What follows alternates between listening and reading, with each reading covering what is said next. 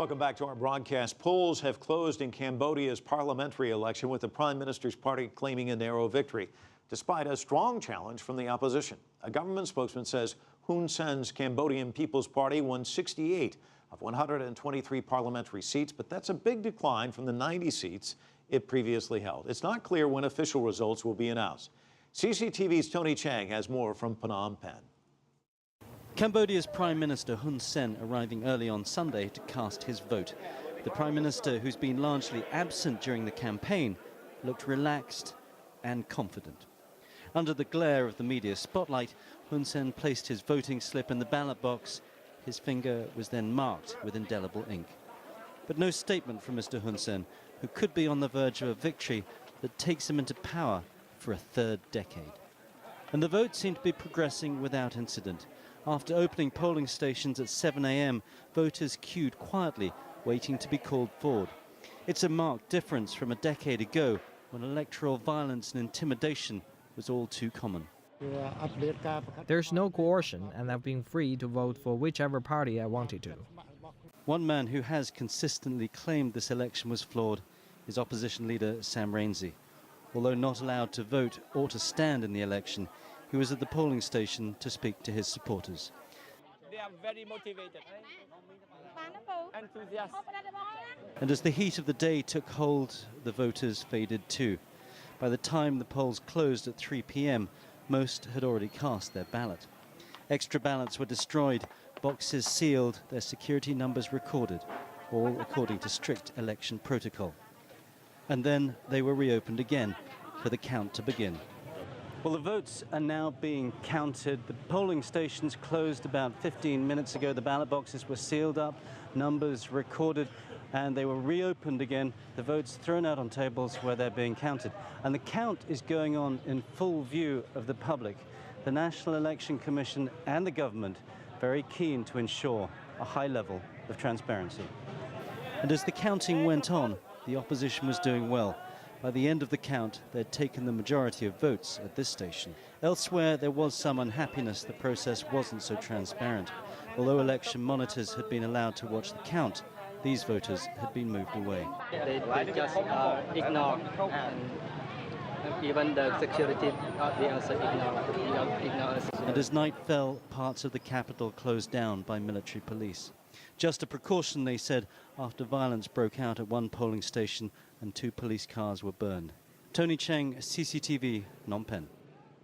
Joining me now with more on the Cambodian elections is journalist Joel Brinkley. He's the visiting professional in residence at Stanford University's Department of Communication and author of Cambodia's Curse, The Modern History of a Troubled Land. Joel, I know your first visit to Cambodia was at the age of 27. You're a longtime Cambodia watcher. What's your major takeaway from this election? Well, the fact is that even though Hun Sen's party has lost more seats than in previous elections, he will still control all the levers of government. He will control all the departments of government. His party controls almost every local government as well. What will change is that the opposition has the ability to block things in the parliament because you need a 70% vote to pass things in the parliament. But the parliament has largely been a rubber stamp for Hun Sen all along to begin with. So I don't foresee a great deal of change. Okay, well, your title's pretty ominous, Cambodia's Curse. The curse remains, then, I take it.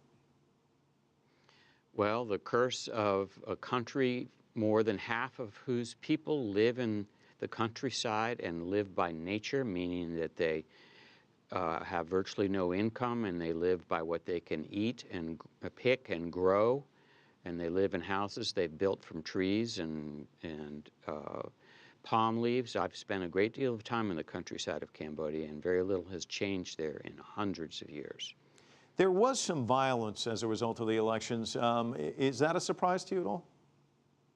No, not at all. Usually most of these elections are decided before they go to the polls. The Cambodian People's Party both bribes and threatens people around the country to vote for the CPP. But there are also frequent voting irregularities, people whose names are used twice, and other problems. And This time, the opposition has joined forces into one party, the Cambodian National Rescue Party. And so they've been more assertive this time than they have in the past because they've got one single party that ran against Hun Sen. That has not happened before. Joel, for a guy who's been over there, who spent time there, the number of people suffering from post-traumatic stress disorder in that country is just staggering. Can you give us kind of a thumbnail sketch of the people living in that country, what they're up against, and what you think it would take to turn things around? Well, PTSD is rampant. More than half of the people who have survived the Khmer Rouge regime suffer from PTSD. They are not productive, they're not very social. What would take to turn this country around is to have a thriving free enterprise system that allowed wealth to accrue so that the country could hire psychiatrists to treat these people. There are only 20-some psychiatrists in the entire country, and most of them are in hospitals handing out pills. So the country has to be turned around into a democratic free enterprise system to create wealth, to create the medical conditions that can treat these people. Because Cambodia is the only place where it's been shown that the symptoms of PTSD are actually being passed to a second generation. Sad commentary on a country that you obviously care a great deal about. Joel Brinkley joining us from California. Thank you so much.